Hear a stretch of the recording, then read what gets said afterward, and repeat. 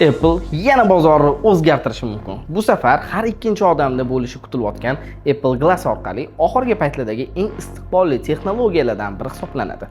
Apple yana oddiy gadjet emas, balki aksessuar yaratyapti. Xuddi bir vaqtlar Apple Watch kabi Apple Glass oddiy ko'zoynakka o'xshaydi. Zamonaviy, ozgina qalinroq, lekin unda ekran bo'lmaydi. Bir nechta shakl va ranglardan chiqishi kutilyapti. Asosiy maqsad odamlar uni texnologiya kerak bo'lmasa ham shunchaki taqishni xohlashadi. Unda ikkita kamera bo'ladi, biri tasvirga oladi, ikkinchisi esa siz nimaga qarayotgan bo'lsangiz, o'shani tushunadi. Siri sun'iy intellekt bilan integratsiya qilinadi. Ya'ni u dunyoni siz ko'zlaringiz orqali ko'radi. Tasavvur qiling, sayohatga siz diqqatga sazovor joyga qaraysiz va darhol u haqida ma'lumot berib turadi. Muzlatgichni ochib, mahsulotga qaraysiz, tayyor retsept chiqadi. Chet ellik bilan gaplashyapsiz, darhol tarjima paydo bo'ladi. Narxi taxminan $600 dan $800 atrofida bo'lishi kutilyapti.